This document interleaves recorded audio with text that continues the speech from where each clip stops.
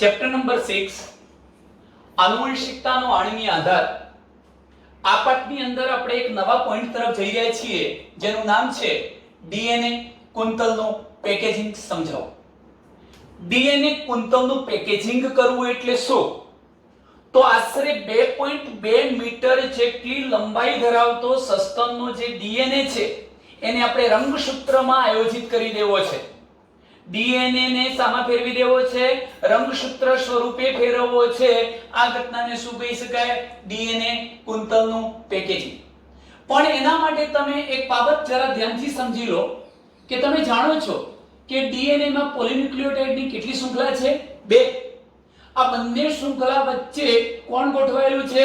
Nitrogen base. જેમ કે એની સામે T, T ની સામે A, C ની સામે G, G ની સામે C. આ પ્રકારે શું ગોઠવાયેલું છે?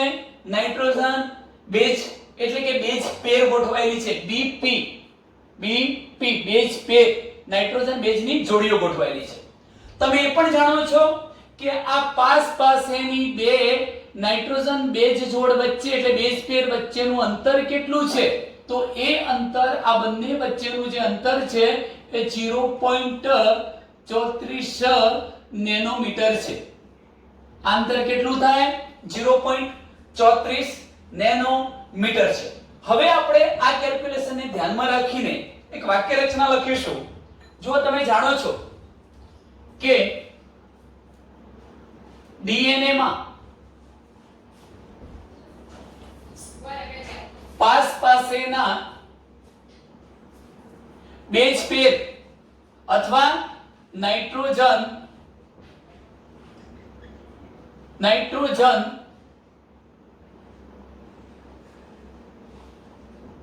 બેઝની જોડીઓ વચ્ચેનું અંતર કેટલું થાય છે? 0.34 નેનોમીટર. પાસેની બેઝ પેર વચ્ચેનું અંતર માત્ર યાદ રાખો 0.34 નેનોમીટર છે. હવે જો આ 0.34 નેનોમીટર ને આપણે મીટરમાં ફેરવવા હોય તો 0.34 ને આપણે કેટલા વડે ગુણીશું? 10⁻⁹ વડે ગુણીશું તો આ અંતર આપણને સામા મળી જવાનું છે મીટરમાં. હવે આપણે શોધવું શું છે?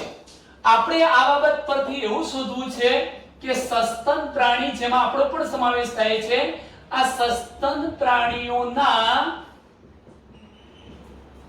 કોષ કેન્દ્રમાં રહેલા ડીએનએ ની લંબાઈ શોધવી છે કે ડીએનએ કેટલું લાંબુ હોઈ શકે એની લંબાઈ શોધવી છે. તો આ લંબાઈ કેવી રીતે શોધી શકાય? જો તમારે લંબાઈ શોધવી છે તો સર્વપ્રથમ તમને આ બાબતની જાણ હોવી જોઈએ. કઈ? તો તમે જાણો છો કે મનુષ્ય જેવા જે સસ્તન પ્રાણીઓ છે એ સસ્તન સજીવોમાં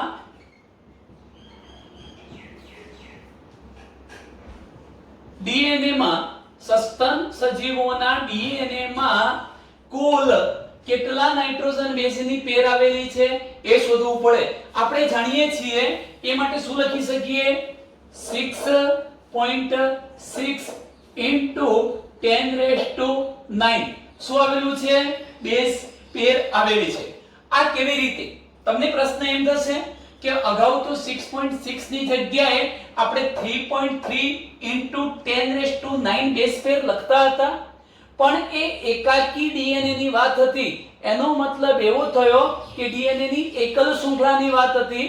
આપણે જાણીએ છીએ કે ડીએનએ બેવડી કુંતલમય રચના ધરાવે છે, માટે એ સંખ્યા ડબલ થઈ જવાની. તો 3.3 ની જગ્યાએ 6.6 into 10⁻⁹ બેઝ પેર જેટલી સંખ્યા આવેલી છે.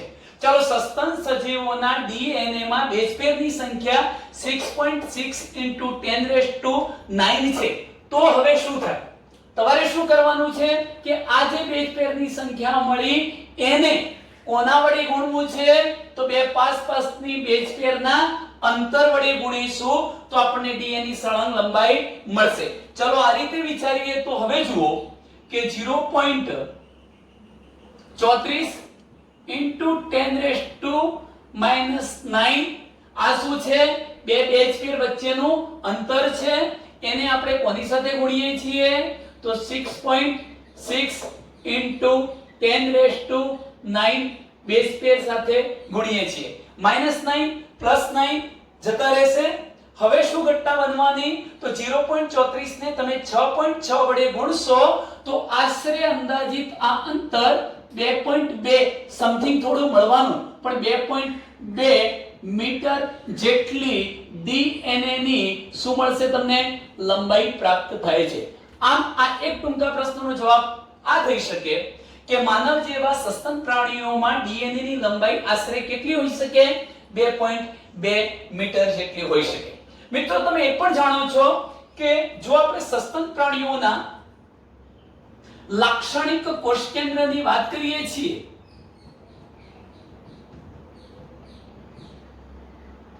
કોની વાત કરીએ છીએ? સસ્તન પ્રાણીઓના લાક્ષણિક કોષ કેન્દ્રની વાત કરીએ તો એ કોષ કેન્દ્રની લંબાઈ 10⁻⁻6 છે. કેટલી છે? 10⁻⁻6. મને એક પ્રશ્નનો જવાબ આપો કે લાક્ષણિક કોષ કેન્દ્ર ફક્ત 10⁻⁻6 મીટર જેટલી લંબાઈ ધરાવે છે. કેટલું? -10⁻⁻6 મીટર લંબાઈ ધરાવે છે. આટલી મીટર લંબાઈ ધરાવે છે. તો આ આંકડા કરતા આંકડો મોટો છે કે નાનો છે? મોટો છે. એનો મતલબ એવો થયો કે ધારો કે આ કોષ કેન્દ્ર છે, કોષનું આ કોષ કેન્દ્ર છે એ નાનું છે અને એની સાપેક્ષમાં અંદર રહેલું જે ડીએનએ હતું એ વધુ લાંબુ છે. તો પ્રશ્ન એ થાય કે આટલા નાનકડા કોષ કેન્દ્રની અંદર ડીએનએ કેવી રીતે સમાયેલું હશે?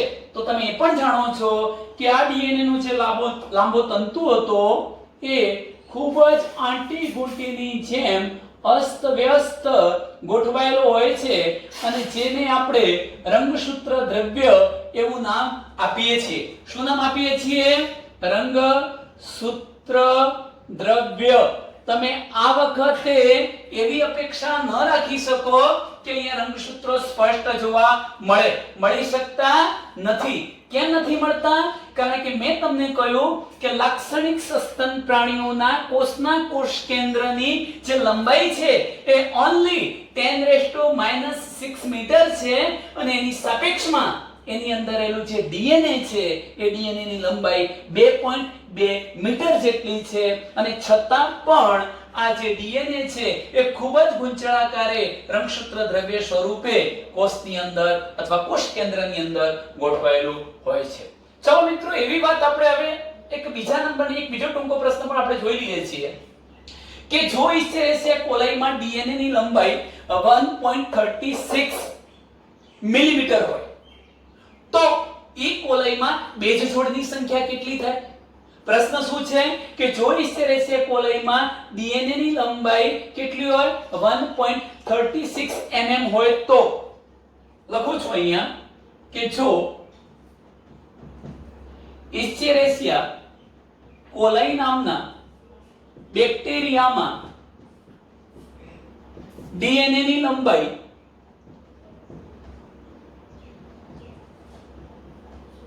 1.36 mm હોય, મિલીમીટર હોય તો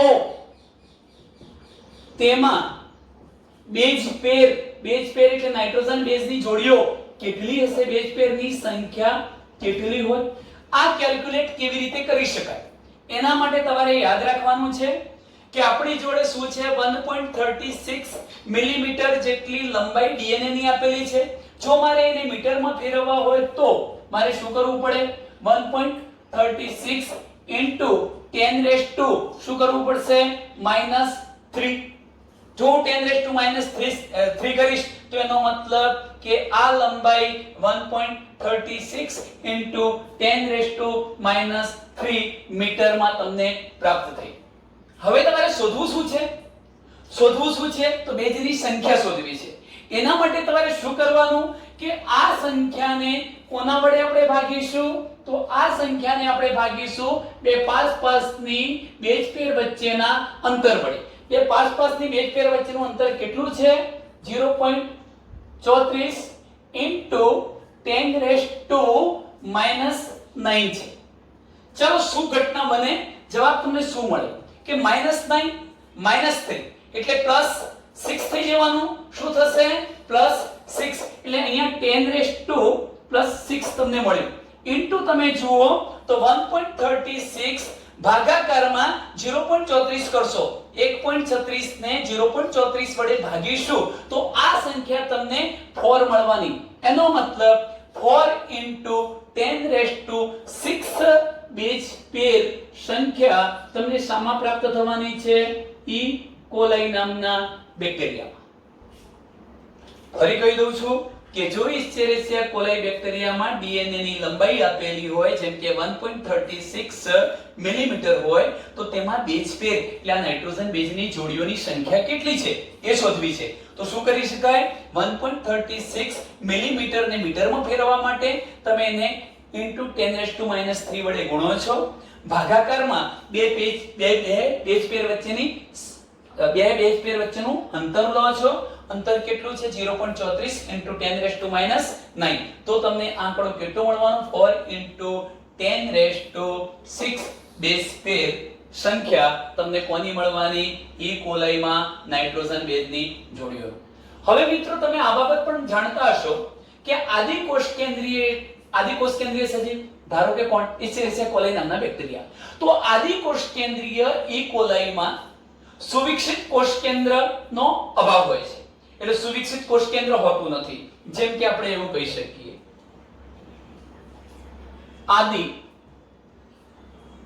કોષ કેન્દ્રીય સજીવોમાં, જેમ કે ઉદાહરણ આપીએ છીએ ઈ કોલાઈ. આદિ કોષ કેન્દ્રીય સજીવોમાં એટલે ઈ કોલાઈમાં શું નથી જોવા મળતું? સુવિકસિત સારી રીતે વિકાસ પામેલું કોષ કેન્દ્ર હોતું નથી. સુવિકસિત કોષ કેન્દ્ર હોતું નથી. હવે જો સુવિકસિત કોષ કેન્દ્ર ન હોય તો એનો સીધો મીનિંગ એવો થાય કે આ ધારો કે ઇસ્ચેરેસિયા કોલાઈ નામનું બેક્ટેરિયા છે. એની અંદર સુવિકસિત કોષ કેન્દ્ર નથી એટલે કોનો અભાવ છે એમ કહી શકાય? કોષ કેન્દ્ર પટલનો અભાવ છે. એમાં શું છે? કોષ કેન્દ્ર પટલનો અભાવ છે. હવે જો એમાં કોષ કેન્દ્ર પટલનો અભાવ હોય એનો મતલબ કે કોષ કેન્દ્ર પટલ તો છે જ નહીં. એટલે આપણને એમ થાય કે એનું જે ડીએનએ છે એ ડીએનએ સમગ્ર કોષની અંદર પથરાયેલું હોવું જોઈએ, પણ છે નહીં. બરોબર ધ્યાનથી સમજજો કે ઇસ્ચેરેસિયા કોલાઈ જેવા બેક્ટેરિયાની અંદર સુવિકસિત સુઆયોજિત કોષ કેન્દ્ર નથી, કારણ કે એ આદિકોષ કેન્દ્રીય કોષ છે. એનો મતલબ કે કોષ કેન્દ્ર પટલ આવું છે જ નહીં. કોષ કેન્દ્રની ફરતે કોષ કેન્દ્ર પટલ છે નહીં. તો મતલબ સીધો એવો થાય કે એનું ડીએનએ સમગ્ર કોષરસમાં ફેલાયેલું હોવું જોઈએ, પણ હોતું નથી. એટલે એનો મતલબ એવો થયો, ધારો કે હું અહીંયા એનું ડીએનએ બતાવું છું.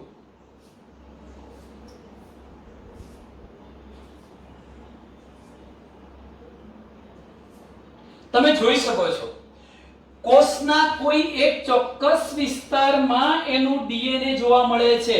બધા વિસ્તારમાં જોવા મળતું નથી, કોષના કોઈ એક ચોક્કસ વિસ્તારમાં જોવા મળે છે. આનો અર્થ એવો થાય કે આદિકોષ કેન્દ્રીય ઈ કોલાઈ બેક્ટેરિયાની અંદર સુવિકસિત કોષ કેન્દ્રનો અભાવ હોવા છતાં પણ ડીએનએ કોષમાં પૂર્ણ સ્વરૂપે ફેલાયેલું હોતો નથી. ડીએનએ પોતે ઋણવીજભાર ધરાવે છે. કેમ? H3PO4 ફોસ્ફોરિક એસિડના કારણે એ કેવું હશે? ઋણવીજભારિત. હવે ડીએનએ પોતે ઋણવીજભારિત છે, એ શું કરશે? કેટલાક ધનવીજભારિત પ્રોટીન સાથે જોડાઈ જશે. આવા ધનવીજભારિત પ્રોટીન ચોક્કસ સ્થાને આવેલા હશે. જે ચોક્કસ સ્થાને ધનવીજભારિત પ્રોટીન હશે એની સાથે પેલું ઋણવીજભારિત ડીએનએ જોડાઈ જશે અને એક કડી જેવી રચના બનાવે છે. આ સંદર્ભમાં કહી શકીએ કે ઈ કોલાઈ બેક્ટેરિયામાં ડીએનએ સમગ્ર કોષરસમાં ફેલાયેલું હોતું નથી, પણ કોઈ ચોક્કસ એક વિસ્તારમાં જોવા મળે છે. આવા વિસ્તારને નામ આપવું હોય તો તમે ન્યુક્લિઓઇડ કહી શકો. તો ન્યુક્લિઓઇડ નો મતલબ શું થાય? આદિકોષ કેન્દ્રીય કોષમાં જે સ્થાને એનું ડીએનએ જોવા મળે છે તે વિસ્તારને આપણે શું કહી શકીએ? ન્યુક્લિયોઇડ તરીકે ઓળખાવીએ છીએ. ન્યુક્લિયોઇડમાં ડીએનએ મોટી કડી સ્વરૂપે આયોજિત થયેલું છે. તમે જોઈ શકો છો આ ન્યુક્લિયોઇડ વિસ્તાર થઈ ગયો, એમાં ડીએનએ એક મોટી કડી સ્વરૂપે આયોજિત થયેલું હોય છે. અને તમે એ પણ જોઈ શકો છો કે આ જે કડીઓ જોવા મળે છે એ કડીઓ એકબીજા સાથે પ્રોટીન વડે જોડાયેલી હશે. કડી આવા ગર્ત જે બને, આવા ગર્ત જે બને, આ ગર્ત એકબીજા સાથે કોના દ્વારા જોડાયેલા હશે? પ્રોટીન વડે જોડાયેલા હોય છે. તો ચલો આટલે સુધી તમને એક અંદાજ આવી ચૂક્યો છે. અહીં તમે જોઈ શકો છો કે આદિકોષ કેન્દ્રીય કોષમાં જેમ કે ઇકોલાઈમાં સુવિકસિત કોષ કેન્દ્રનો અભાવ હોવા છતાં એનું ડીએનએ સમગ્ર કોષની અંદર ફેલાયેલું હોતું નથી, પરંતુ કોઈ એક વિસ્તારની અંદર આવેલું છે. કેમ કોઈ એક વિસ્તારની અંદર આવેલું છે? તમે જાણો છો કે ડીએનએ પોતે કેવો વીજભાર ધરાવે છે? ઋણ વીજભાર ધરાવે છે. આ ઋણ વીજભાર ડીએનએ કોની સાથે જોડાય છે? ધન વીજભારિત પ્રોટીન સાથે જોડાઈ જાય છે અને ન્યુક્લિયોઇડ તરીકે ઓળખાતો એક વિસ્તાર બનાવે છે. ચલો હવે આપણે આપણા કોષની એટલે સુકોષ કેન્દ્રીય કોષની વાત કરવી છે. તમને એ પણ કહી દઉં કે સુકોષ કેન્દ્રીય કોષમાં આ જે આયોજન છે એ જટિલ છે. કેમ જટિલ છે? જેમાં ધન વીજભારિત પ્રોટીનનો સમૂહ હિસ્ટોન આવેલો હશે અને જે જો પહેલા અહીં એક શબ્દ લખી દઈશું આપણે કે જો આપણે આ ઘટના સામે બતાવી છે સુકોષ કેન્દ્રીય કોષમાં, તો સુકોષ કેન્દ્રીય કોષમાં આ આયોજન આદિકોષ કેન્દ્રીય કોષ જેવું સરળ હોતું નથી. સુકોષ કેન્દ્રીય કોષમાં આ આયોજન જટિલ હોય છે. કેવું જટિલ? આપણે એને ધીરે ધીરે સમજીશું. જટિલ હોય છે. કેમ જટિલ હોય છે એ પણ કહી દઉં તમને કે સુકોષ કેન્દ્રીય કોષમાં વીજભારિત એટલે વીજભાર ધરાવતા પ્રોટીનનો સમૂહ આવેલો છે. પ્રોટીન સમૂહ આવેલો છે અને સામાન્ય રીતે આપણે એને શું નામ આપીએ છીએ? હિસ્ટોન પ્રકારનું પ્રોટીન. ફરી સમજો, વીજભાર ધરાવતા, હું તમને એ પણ કહીશ ધન વીજભાર ધરાવતા એવો શબ્દ આપણે લખવો છે, પણ અત્યારે મેં માત્ર લખ્યું છે કે વીજભારિત એટલે વીજભાર ધરાવતો પ્રોટીન સમૂહ આવેલો છે જેને શું કહેવાય છે? હિસ્ટોન કહે છે. આ હિસ્ટોનમાં વીજભારિત પાર્શ્વ શૃંખલા સાથેના એમિનો એસિડની બહુલુકતાને આધારે આ મતલબ શું થાય? હિસ્ટોન પ્રોટીનમાં જરા ધ્યાનથી સમજીએ, પહેલા આપણે લખી દઈએ હિસ્ટોન પ્રોટીનમાં પાર્શ્વ શૃંખલા. હવે પ્રશ્ન એ થાય કે પ્રોટીન શાનું બનેલું હોય? Amino acid. એમિનો પ્રોટીનની રચના કરતા જે એમિનો એસિડ છે એ શું ઋણ વીજભારિત એમિનો એસિડ છે? તો પ્રોટીન કેવું બનવાનું? ઋણ વીજભારિત. અને ધન વીજભારિત એમિનો એસિડ હશે તો પ્રોટીન કેવું બનવાનું છે? ધન વીજભારિત. એટલે આ ટોપિક શું કહેવા માંગે છે કે હિસ્ટોન પ્રોટીનની અંદર સમજો કે હિસ્ટોન પ્રોટીનમાં વીજભારિત પાર્શ્વ શૃંખલા સાથેના એમિનો એસિડની હિસ્ટોન પ્રોટીનમાં વીજભારિત વીજભાર ધરાવતી પાર્શ્વ શૃંખલા સાથેના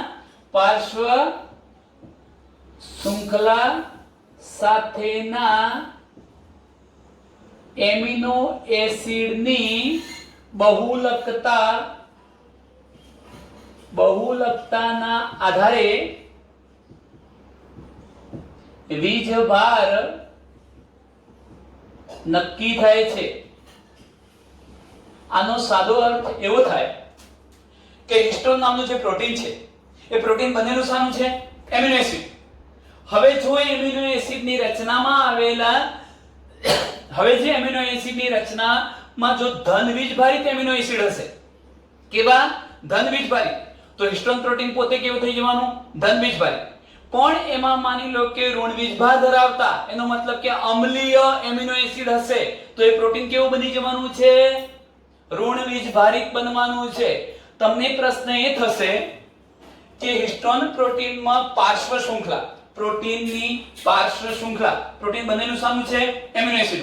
એમિનો એસિડની ગોઠવણીમાં એની બંને પાર્શ્વ બાજુએ ઋણ વીજભારિત સમૂહ આવેલા હોય, ઋણ વીજભાર ધરાવતા આલ્કલીય બેઝિક સમૂહ આવેલા હોય ત્યારે પ્રોટીન કેવો વીજભાર ધરાવતું બની જાય? ઋણ વીજભાર ધરાવતું બની જાય. સોરી, આલ્કલી હોય ત્યારે પ્રોટીન કેવું બની જવાનું? ધન વીજભારિત બની જવાનું. અને જો પ્રોટીનની રચનામાં આવેલા એમિનો એસિડ પોતે ધન સમૂહ ધરાવતા હોય એટલે કે એસિડિક સમૂહ ધરાવતા હોય તો તે કેવું બની જશે?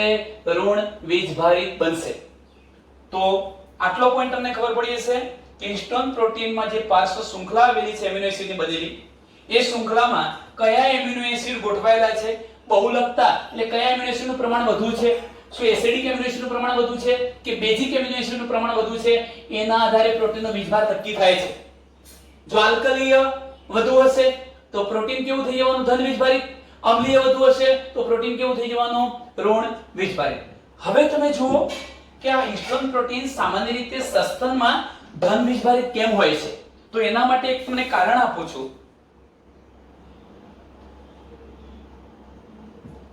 હિસ્ટોન પ્રોટીનની રચનામાં ખાસ કરીને બે એમિનો એસિડ આવેલા છે. આ બંને એમિનો એસિડમાં જો આપણે નામ કહેવા માંગતા હોઈએ તો એક લાઇસિન છે અને બીજો કોણ છે? આર્જિનિન છે. હિસ્ટોન પ્રોટીનની રચનામાં ખાસ કરીને લાઇસિન અને આર્જિનિન જેવા આલ્કલીય, કયો શબ્દ લખું છું? આલ્કલી. આલ્કલી એટલે બેઝિક એમિનો એસિડ વધુ માત્રામાં છે અને પરિણામે એનો વીજભાર કેવો થઈ જાય છે? ધન વીજભાર. આ એક ટૂંકો પ્રશ્ન યાદ રાખજો કે હિસ્ટોન પ્રોટીન શા માટે ધન વીજભારિત હોય છે? તો હિસ્ટોન પ્રોટીનમાં આવેલા એમિનો એસિડ પૈકી વધુ સંખ્યામાં કયા એમિનો એસિડ છે? આલ્કલીય, આલ્કલાઇન એમિનો એસિડ. કયા કયા? આર્જિનિન અને લાઇસિન નામના આલ્કલીય એમિનો એસિડની હાજરીના કારણે એનો વીજભાર કેવો થઈ જાય છે? ધન. અને તેથી હિસ્ટોન પ્રોટીન કેવા વીજભાર વાળું બની જાય છે? ધન વીજભાર વાળું બને છે. હવે હિસ્ટોનમાં 8 અણુઓના સંગઠિત એકમ આવેલા હશે. હું તમને આ રીતના સમજાવું મિત્રો. આપણે હિસ્ટોનની રચના જોઈ છે, હિસ્ટોન પ્રોટીનની રચના જોઈ છે. તો આ હિસ્ટોનની રચનામાં ટોટલ 8 અણુઓનું સંગઠન હોય છે. 8 અણુઓ સંગઠિત રચના બનાવે છે, ભેગા થઈને એક રચના બનાવે છે. આવી સંગઠિત રચનાને આપણે હિસ્ટોન ઓક્ટોમર કહીશું. શું નામ આપીશું? હિસ્ટોન ઓક્ટોમર. ફરી સમજો કે હિસ્ટોન પ્રોટીનની રચનામાં 8 અણુઓ સંગઠિત થાય છે. આ 8 અણુઓનો જે સમૂહ બને છે એને શું કહેવાય છે? હિસ્ટોન ઓક્ટોમર. હવે આ હિસ્ટોન ઓક્ટોમર બને છે કેવી રીતે? ચાલો અહીં જુઓ. કયા કયા 8 અણુઓ હોય છે? ધારો કે હું આ પ્રકારે એક બતાવું છું, એની સાથે આ બીજો પ્રોટીન અણુ બતાવું છું, એની સાથે આપણે ત્રીજો પ્રોટીન અણુ બતાવીશું અને હવે એની સાથે આપણે આ ચોથો પ્રોટીન અણુ બતાવીએ છીએ. આ જે 4 પ્રોટીન અણુ બતાવ્યા 4 જ થયા છે, પણ એ ડબલ સંખ્યામાં હશે.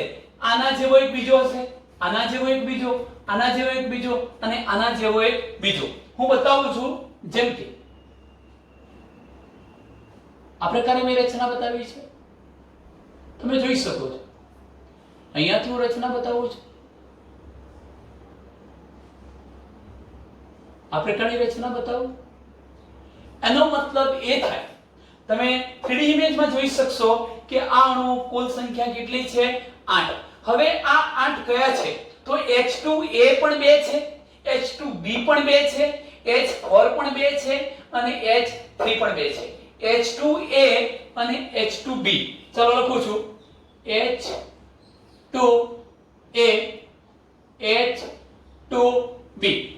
એક H2A એવો જ એક H2A ની પાછળ, એક H2B એવો જ એક H2B પાછળ, એટલે 2 H2B થયા, 2 H2A થયા.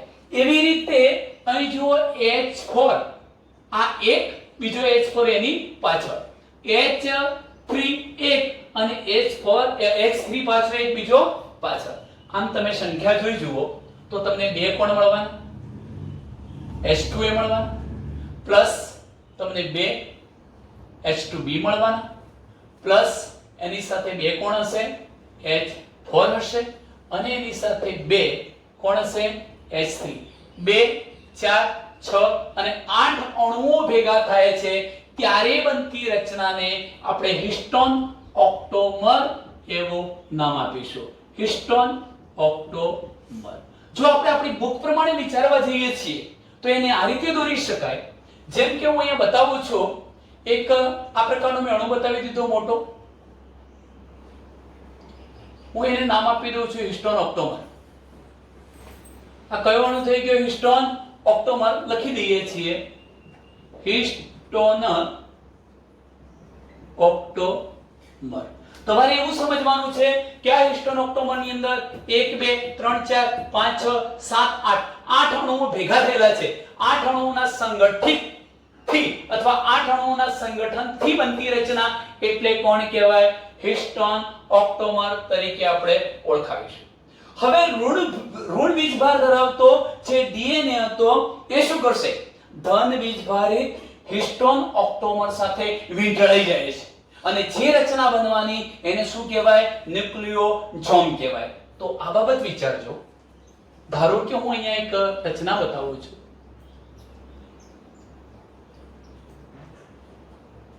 આને નામ આપીશું H1 હિસ્ટોન. જો કે આની જરૂરિયાત નથી હોતી.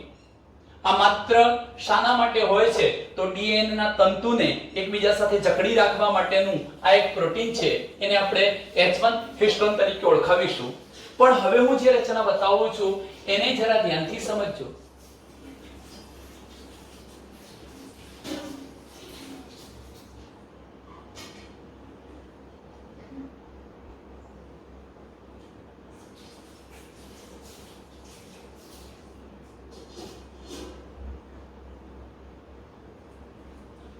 તમે જોઈ શકો છો કે મેં આખો આ હિસ્ટોન ઓક્ટોમર બતાવ્યો તો. હિસ્ટોન ઓક્ટોમર પોતે કેવો છે? લખીશું કે હિસ્ટોન ઓક્ટોમર ધન વીજભારિત છે. જ્યારે આ જે ડીએનએ છે આખો વીંટળાયેલો છે, દડો હોય બોલ, એની ફરતે ડીએનએ નો તંતુ વીંટળાયેલો છે. તો આ જે ડીએનએ નો તાંતણો વીંટળાયેલો છે એ કેવો વીજભાર ધરાવે છે? હિસ્ટોન ઓક્ટોમર ધન વીજભારિત છે. તેની ફરતે કોણ? ઋણ વીજભારિત ડીએનએ નો તંતુ અથવા ડીએનએ નો અણુ વીંટળાયેલ છે. આ રીતે વીંટળાવાથી બનતી જે રચના છે એને શું નામ અપાય છે? ન્યુક્લિયોસોમ. તો ન્યુક્લિયોસોમ ની વ્યાખ્યા શું થાય? ન્યુક્લિયોસોમ કોને કહેવાય? ફરી ધ્યાન રાખજો કે આ રચના જે છે હિસ્ટોન ઓક્ટોમર છે. હિસ્ટોન ઓક્ટોમર પોતે કેવો વીજભાર ધરાવે છે? ધન વીજભાર. પરંતુ આ ડીએનએ નો જે તાંતણો હતો, અહીંથી તમે જુઓ છો આ રીતે આખો વીંટળાયેલો હશે, એ ડીએનએ નો તંતુ પોતે ઋણ વીજભારિત છે. ધન વીજભારિત હિસ્ટોન ઓક્ટોમર સાથે એની ફરતે કોણ વીંટળાઈ જાય છે? ઋણ વીજભારિત ડીએનએ નો તંતુ વીંટળાય છે. પરિણામે બનેલી આખી આ સમગ્ર રચનાને તમે શું નામ આપી શકો? ન્યુક્લિયોસોમ. આનું મહત્વ તમને ખબર પડી ગઈ હશે કે એ શું કરશે? ડીએનએ નો તંતુ અહીંયા તો તેને એક સાથે બાંધવાનું કામ કરે છે. ચલો મિત્રો, આટલે સુધી જોયું કે હવે ઋણ વીજભારિત ડીએનએ ધન વીજભારિત હિસ્ટોન ઓક્ટોમર સાથે વીંટળાઈને જે રચના બનાવે છે એને ન્યુક્લિયોસોમ કહે છે. એક ન્યુક્લિયોસોમમાં ડીએનએ કુંતલની બેઝ પેરની સંખ્યા કેટલી? પ્રશ્ન એ થાય, સાંભળજો.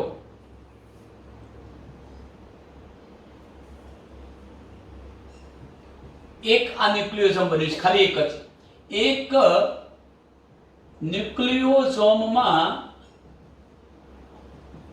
ડીએનએ કુંતલની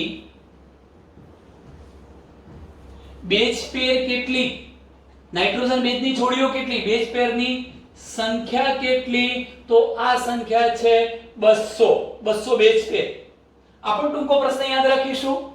એનો મતલબ એ થયો કે એક ન્યુક્લિયોસોમ એટલે કેટલો ભાગ, આ એક ગોળ દડા જેવો જે ભાગ થયો એ શું છે, હિસ્ટોન ઓક્ટોમર. એની સાથે ડીએનએ નો તંતુ અહીંથી વીંટળાવાનું શરૂ થયું, અહીંથી વીંટળાતા આ રીતે આવી, અહીંથી વીંટળાઈ પાછો અહીં આવે, એટલે ટૂંકમાં અહીંથી શરૂ કરી આટલું જે ડિસ્ટન્સ થયું, આ જે ડિસ્ટન્સ થયું કેટલું, અહીંથી શરૂ કરશો, આમ આવશો, અહીંથી શરૂ કરી અને અહીં આવશો, એટલે આટલું જે ડિસ્ટન્સ થયું આની વચ્ચેનું, એમાં કેટલી નાઇટ્રોજન બેઝની જોડીઓ આવેલી છે, 200 બેઝ પેર આવેલી હોય છે. તો આ ટૂંકો પ્રશ્ન યાદ રાખજો કે એક ન્યુક્લિયોસોમમાં ડીએનએ કુંતલની બેઝ પેરની સંખ્યા કેટલી હોય છે, 200. કોષ કેન્દ્રમાં આવેલા આવા ઘણા ન્યુક્લિયોસોમના અણુ પુનરાવર્તિત થશે અને એ એકમને આપણે શું કહીએ છીએ, ક્રોમેટિન. ચલો આ શબ્દ લખું છું કે કોષ કેન્દ્રમાં આવા ઘણા, એક બે નહીં, ઘણા ન્યુક્લિયોસોમ એકમો પુનરાવર્તિત થાય છે. આ રીતે બનતી રચનાને આપણે નામ આપીએ છીએ ક્રોમેટિન. શું કહીશું, ક્રોમેટિન. હવે ક્રોમેટિન કેવું દેખાય, ચાલો એની રચના સમજાવી દો. બરોબર ધ્યાનથી સમજીશું કે ધારો કે મારી જોડે આ એક પ્રોટીન ઓક્ટોમર છે, આ એક પ્રોટીન ઓક્ટોમર છે એક. ચાલો હું નજીક બીજો એક પ્રોટીન ઓક્ટોમર બતાવું છું. ધારો કે અહીંયા મેં ત્રીજો પ્રોટીન ઓક્ટોમર બતાવ્યો છે, ક્યાંક ચોથો પ્રોટીન ઓક્ટોમર બતાવી દીધો, અહીંયા માની લો મેં પાંચમો પ્રોટીન ઓક્ટોમર બતાવ્યો. આ રીતે મેં 5-6 પ્રોટીન ઓક્ટોમર બતાવ્યા છે. ચાલો હજુ પણ બતાવી દઈએ, પ્રોટીન ઓક્ટોમર બતાવ્યો. આ પ્રોટીન ઓક્ટોમરની સાથે તમે એ પણ જાણી શકો છો કે આ જે રચના બતાવી છે એ શું છે, H1 હિસ્ટોન છે.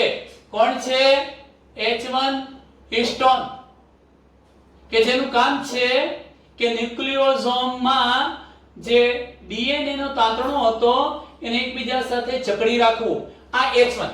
હવે તમને ખબર છે કે આ પોતે કેવા વીજભાર વાળું હતું, હિસ્ટોન પ્રોટીન ધન વીજભાર વાળું. એની ફરતે ઋણ વીજભારિત કોણ ગોઠવાઈ જાય છે, આ ઋણ વીજભારિત આપણે બતાવીએ છીએ ડીએનએ નો તંતુ વીંટળાય છે.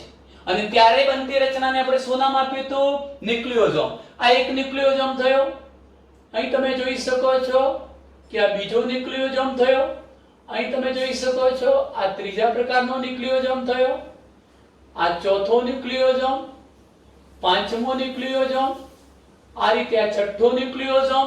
આવા ઘણા બધા ન્યુક્લિયોસોમ હશે. આ ન્યુક્લિયોસોમ થી પુનરાવર્તિત બનતી જે રચના છે એ પુનરાવર્તિત રચનાને નામ અપાય છે ક્રોમેટિન. આમ તમે જો ક્રોમેટિન ને કોષ કેન્દ્રની અંદર જોવા જાવ છો તો એ ક્રોમેટિન જાણે કે દોરીમાં પરોવેલા મણકા જેવી અભિરંજિત થતી રચના સ્વરૂપે જોઈ શકાય છે. આ ક્રોમેટિન તંતુ થયો. આ શું થયો, ક્રોમેટિન તંતુ. ફરી કહી દઉં, હિસ્ટોન પ્રોટીન ધન વીજભારિત, એની ફરતે આવેલું ડીએનએ ઋણ વીજભારિત, પરિણામે હિસ્ટોન પ્રોટીનની આસપાસ કોણ વીંટળાય છે, ડીએનએ. બનતી રચનાને શું કહેવાય, ન્યુક્લિયોસોમ. એક ન્યુક્લિયોસોમમાં બેઝ પેરની સંખ્યા 200 જેટલી. આવા અનેક ન્યુક્લિયોસોમ પુનરાવર્તિત એકમો સ્વરૂપે ગોઠવાય છે, ત્યારે બનતી રચનાને આપણે ક્રોમેટિન તરીકે ઓળખાવીએ છીએ, જે કોષ કેન્દ્રમાં દોરી જેવા અભિરંજિત રચના સ્વરૂપે દેખાય છે. જો તમે એને ઇલેક્ટ્રોન માઇક્રોસ્કોપમાં જુઓ છો તો ક્રોમેટિનમાં આવેલા ન્યુક્લિયોસોમ દોરીમાં પરોવેલા મણકા જેવા દેખાય છે. સામા ઇલેક્ટ્રોન માઇક્રોસ્કોપમાં જોતા આ જે ન્યુક્લિયોસોમ હતા, ક્રોમેટિનની રચનામાં આવેલા બધા ન્યુક્લિયોસોમ કોના જેવા દેખાય છે, દોરીમાં પરોવેલા મણકા જેવા દેખાય છે. એ શબ્દ લખીશું, ક્રોમોસોમ દોરીમાં પરોવેલા મણકા જેવા દેખાય છે. ચલો આટલે સુધી ખ્યાલ આવી ચૂક્યો હશે. હવે તમે વિચારો કે સસ્તનમાં કેટલા ન્યુક્લિયોસોમ મણકાઓ હોય. આ એક ટૂંકો પ્રશ્ન યાદ રાખવો છે કે સસ્તન પ્રાણીમાં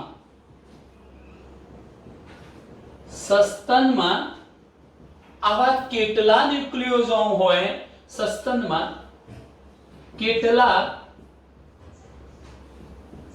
ન્યુક્લિયોઝોમ આવેલા હોય છે. ન્યુક્લિયોઝોમ એટલે મણકા જેવી રચના, કેટલા મણકા હોય છે સસ્તનમાં? એના ડીએનએ ની અંદર રચનાની વાત કરીએ તો કુલ કેટલા ન્યુક્લિયોઝોમ એટલે આવા મણકા જેવી રચના આવેલી હોય છે. ચાલો એને શોધવું છે મિત્રો, તો આપણે શું કરીશું? 6.6 into 10⁻9 આ શું હતું? બેઝ પેરની સંખ્યા કેટલી હતી? 6.6 into 10⁻9 બેઝ પેરની સંખ્યા. તમને એ ખબર છે કે એક ન્યુક્લિયોઝોમમાં બેઝ પેર કેટલી હોય? 200. તમે ડીએનએ ના બેવડા કુંતલની વાત કરો છો એટલે ઇન્ટુ તમે શું કરશો? 2. તો 6.6 into 10⁻9 upon 2 into 200 તો શું થાય? 200 દુના 400. અહીંયા બે 0 છે, અહીંયા 10⁻9 છે, એમાંથી 2 જશે એટલે કેટલા થઈ જવાના? +10⁻7. તો અહીં જોજો આ આંકડો તમને કેટલો મળવાનો? 10⁻7. અને તમે 6.6 બાય 4 કરશો તો એ તમને સંખ્યા કેટલી મળી જશે મિત્રો? 1.65 જેટલી. કેટલી? 1.65. એટલે ટૂંકમાં આ એક ટૂંકો પ્રશ્ન થયો કે સસ્તન પ્રાણીની અંદર જો આપણે આવા ન્યુક્લિયોઝોમની સંખ્યા ગણવી છે તો ન્યુક્લિયોઝોમની સંખ્યા કેવી રીતે શોધી શકાય? કે કુલ બેઝ પેર હતી 6.6 into 10⁻9. તમને એ ખબર છે એક ન્યુક્લિયોઝોમમાં બેઝ પેર હોય 200. તમારે આવા બેઝ સ્ટ્રેન્થની વાત કરવી છે into 2 તો આ આંકડો 1.65 into 10⁻7 જેટલો પ્રાપ્ત થાય છે. ક્રોમેટિનમાં આવેલા દોરીમાં પરોવેલા જે મણકા હતા એ હજુ વધુ સંગઠિત થવાના અને ક્રોમેટિન તંતુ બનાવે છે. હું અહીંથી હવે જે ક્રમ આપીશ એ મિત્રો ખૂબ મહત્વનો છે, યાદ રાખજો. શું શબ્દ લખું છું? કે ક્રોમેટિન માં આવેલા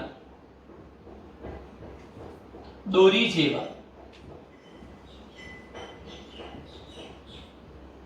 દોરીમાં પરોવેલા જે મણકા હતા, દોરી જેવા નહીં પણ દોરીમાં પરોવેલા જે મણકા હતા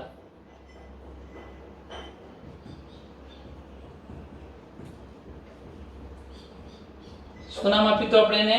ન્યુક્લિયોઝોમ.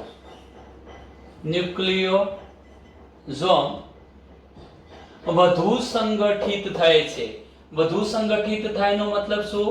વધુ સંગઠિત થઈને તેઓ પોતે ક્રોમેટિન તંતુ બનાવે છે. ક્રોમેટિન નહીં, ક્રોમેટિન તંતુ. ધ્યાનથી સમજો કે ક્રોમેટિનમાં આવેલા દોરીમાં પરોવેલા મણકા હજુ વધુ સંગઠિત થઈને ક્રોમેટિન તંતુ રચે છે. એનો મતલબ એવો થયો કે આપણી જોડે આ શું છે? આ શું છે? એક ન્યુક્લિયોઝોમ, બીજું ન્યુક્લિયોઝોમ, ત્રીજું ન્યુક્લિયોઝોમ એકમોથી પુનરાવર્તિત થતી જે રચના હતી એને આપણે ક્રોમેટિન કહ્યું. એ ક્રોમેટિન ની અંદર આ મણકાઓ એટલે ન્યુક્લિયોઝોમ એકબીજાથી થોડાક શિથિલ દૂર ગોઠવાયેલા છે. પણ મિત્રો હજુ આ રચના મણકા જ્યારે એકબીજાની ખૂબ નજીક આવવાના એનો નેનોમીટરમાં વ્યાસ વધવાનો, કારણ કે અત્યારે આટલો જ વ્યાસ છે. હું તમને આખી આંકડાકીય માહિતી આપું છું કે જેમ કે ડીએનએ નો વ્યાસ છે 2 નેનોમીટર જેટલો, એમ કરતા કરતા જે ક્રોમેટિન બન્યું એનો વ્યાસ કેટલો છે, ક્રોમેટિન તંતુનો વ્યાસ કેટલો છે, ક્રોમેટિડનો વ્યાસ કેટલો છે, ક્રોમોઝોમનો વ્યાસ કેટલો છે, આ બધાના આંકડાકીય માહિતીની આપણે ચર્ચા કરીએ જ છીએ. પણ પહેલા એટલું સમજી લો, એક ન્યુક્લિયોઝોમ, બીજો, ત્રીજો, ચોથો છૂટા છૂટા હતા એટલે એની જે સાઈઝ હતી, એનો વ્યાસ હતો એ ઓછો છે. પરંતુ આવા ન્યુક્લિયોઝોમ એકબીજાની નજીક ગોઠવાવાના, એક પર એક ગોઠવાવાના, ખૂબ નજીક ગોઠવાવાના. એનો મતલબ એ થયો કે દોરીમાં પરોવેલા આ જે ન્યુક્લિયોઝોમ હતા એ વધુ સંગઠિત થયા, વધુ નજીક આવ્યા અને પરિણામે જે રચના બની એને આપણે શું નામ આપીએ છીએ? ક્રોમેટિન તંતુ તરીકે ઓળખાવીએ છીએ. શું કહીશું? ક્રોમેટિન તંતુ. હવે મિત્રો આપણી બુકમાં ડાયરેક્ટ શબ્દ લખી લીધો છે ક્રોમેટિન તંતુ, પણ એ પહેલા હું તમને કેટલીક માહિતી આપવા માંગુ છું. જેમ કે પહેલા આપણે એક તો ડીએનએ લખવું છે, DNA. પછી હું શબ્દ લખું છું ક્રોમેટિન, સોરી ન્યુક્લિયોસોમ લખું છું, ન્યુક્લિયોસોમ. ન્યુક્લિયોસોમ પછી ક્રોમેટિન તંતુ લખું છું, અથવા ક્રોમેટિન પણ લખી શકાય, ડાયરેક્ટ ક્રોમેટિન લખી શકો.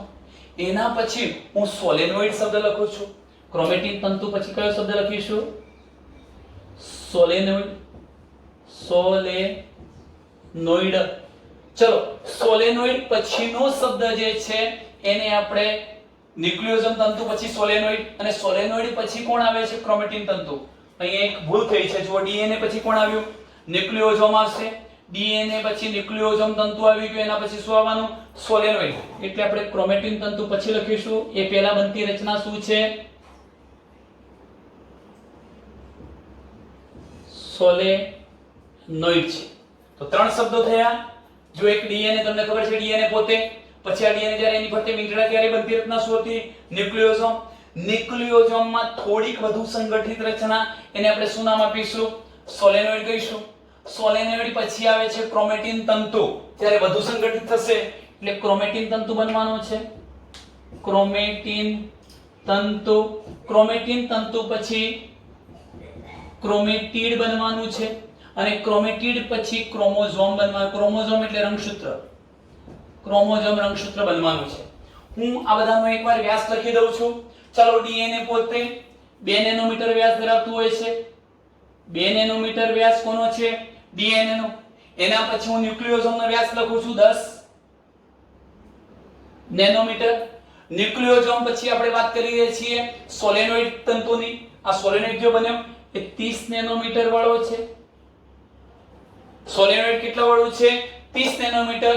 ક્રોમેટિન તંતુ 200 નેનોમીટર. ક્રોમેટિન તંતુ 200 નેનોમીટર. ક્રોમેટિડ 700 નેનોમીટર અને ક્રોમેટિન 1400 નેનોમીટર. એટલે રંગસૂત્રનો જો વ્યાસ લખીએ તો એ કેટલો થઈ ગયા છે?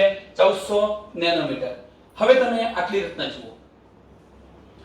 આ શું બન્યું? તો ન્યુક્લિયોસોમ.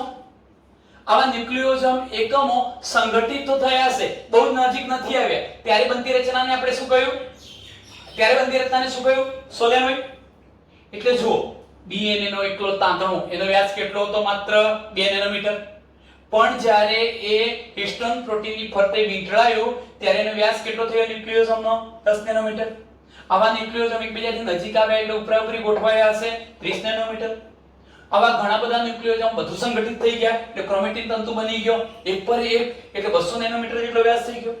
આવા ક્રોમેટિન તંતુઓ હજુ વધુ સંગઠિત થવાના, વધુ આ મણકા નજીક આવવાના, ત્યારે ક્રોમેટિડ બનવાનું 700 નેનોમીટર. હું તમને આ પણ બતાવી દઉં આકૃતિમાં. આ ક્રોમેટિડ કેવું હશે? આ પ્રકારની રચના વાળું હશે, કારણ કે અહીંયા બહુ સંગઠિત રચના હશે. બહુ સંગઠિત રચના, નજીક નજીક મણકા આવેલા હશે. મિત્રો, ટપકા સ્વરૂપે બતાવી દઉં છું કે આ મણકા બધા એકબીજાની ખૂબ નજીક આવેલા હશે. આ શું થઈ ગયું? ક્રોમેટિડ. આ એક ક્રોમેટિડનો વ્યાસ કેટલો હતો? 700 નેનોમીટર. આપણે બીજું ક્રોમેટિડ બતાવીએ છીએ એની સાથે. બીજા ક્રોમેટિડનો વ્યાસ પણ કેટલો? 700 નેનોમીટર. એમાં પણ કોણ હતા? ન્યુક્લિયોસોમ હતા બધા. હવે આ બંને એકબીજાની નજીક આવીને જોડાય છે. નજીક આવીને જોડાય છે, સેન્ટ્રોમિયર દ્વારા જોડાય છે, અને ત્યારે આ રચના સામા ફેરવાઈ જાય છે. સામા ફેરવાય છે? રંગસૂત્રની અંદર ફેરવાય છે. તો આ જે રચના બની ગઈ એને આપણે શું કહીશું? રંગસૂત્ર.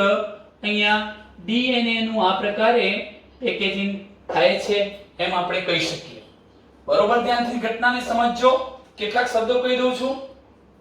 આપણી બુકમાં તો માત્ર એટલું લખ્યું છે કે ન્યુક્લિયોસોમ એકમો વધુ સંગઠિત થઈને ક્રોમેટિન તંતુ બનાવે છે, અને ક્રોમેટિન તંતુ આગળ જતા રંગસૂત્રમાં ફેરવાઈ જાય છે.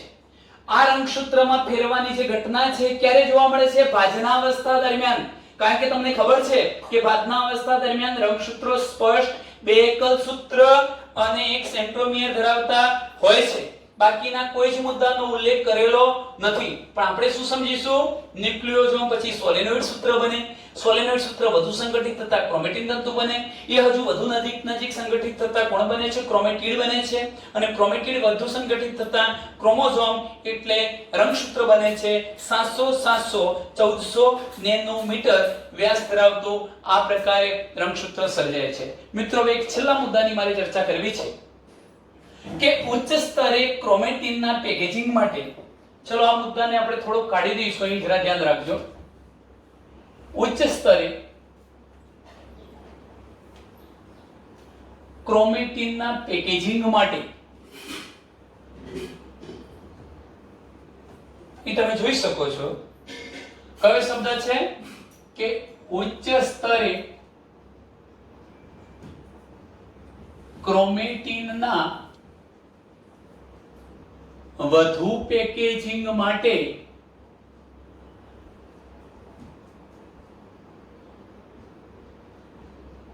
વધારાના પ્રોટીનની જરૂરિયાત રહે છે.